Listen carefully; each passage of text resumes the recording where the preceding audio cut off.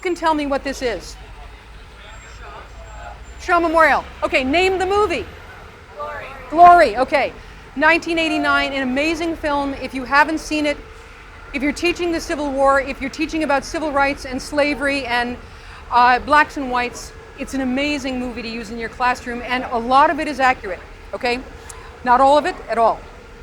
This is the story of the white Colonel Robert Gould Shaw, who we'll call Matthew. Matthew Broderick played the role, okay? What happened was, the Civil War started what year? 1861, okay? 1861, blacks were not allowed to fight in Union armies. We had abolished slavery. Massachusetts was the first state to abolish slavery in 1783. When the first census took over in 1790, we were the only state in the new Union reporting no slaves. I say reporting because there were always people cheating, okay? But we reported no slaves. By the time the Civil War broke out, there were 3 generations of free blacks here, okay? So we could easily create an entire regiment out of free blacks, and many blacks wanted to fight because they wanted to fight and save their brethren and their families in the South, okay? However, they were not allowed to fight, partly because the Confederacy had warned, even though these guys are free and their parents are free and their grandparents are free, if we capture one of your black Union soldiers, we will make them a slave. Not a pretty picture, okay? The second thing, which is less admirable, okay, so we're protecting our African Americans, is that we believed in ending slavery, but not everyone believed in equality. In fact, very few people believed in absolute equality. They did believe in ending the slavery. And therefore, there was significant question, and a lot of people said, we want to free the blacks, but they're not equal to us. They can't fight as well as us. They're not going to take orders like we do. Okay, so there was a great deal of bias here, okay? That all changed when the Union started losing the war, okay? January 1st, 1863, Lincoln makes the Emancipation Proclamation, and suddenly you are allowed in a northern state to have black troops. Our governor in our state house right across here was a great abolitionist named John Andrew, and he said, I want to commission one of the first black units, all volunteers. We'll call it the 54th Regiment, but we have to have white leaders because only whites have had the experience, and he didn't say the part about, bias and stuff like that. This is the son of a wealthy abolitionist. He's a Harvard dropout. His name is Robert Gould Shaw, and he agrees to take on these troops and determines to show people, and he learns who his men are, he learns how competent they are. He finds that they're even better than his white troops. He thinks they're the spiffiest thing after working with them for 3 months in Boston, that these guys are the best. This is him and his troops marching right here. If we were here at the end of May in 1863, there were more than 100,000 people in the street knowing that this was a moment in history and we were doing something that other people should have been doing a long time ago. So the troops came by here, the governor and all kinds of people were here watching them move along and saying goodbye to Shaw and his really excellent troops.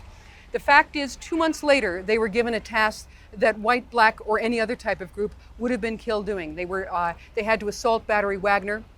It was an impossible task. He and many of his men were killed on the battlefield, okay? But they did an amazing job. They were also simultaneously fighting for the rights of black soldiers. At that time, if you were a white soldier, you were paid $13 a month, okay? If you were a black doing the same thing, you were paid $10 a month. And so they refused to keep any pay until all black soldiers, and there were many that followed them, were paid the same as the whites. And actually a lot of local abolitionists collected money to send it to them because they were standing up and not getting paid for what they were doing. Shaw died on the battlefield. He was, we are told, buried because very often in battle, men are buried on that battlefield and left there, okay? He was buried under 24 or 25 of his black soldiers, and people knew immediately that we wanted to have, this was a great moment in history, and we wanted to have Shaw commemorated, okay? So first of all, people said, okay, let's bring Shaw back, let's disinter him. And his parents said, no. You don't get the point.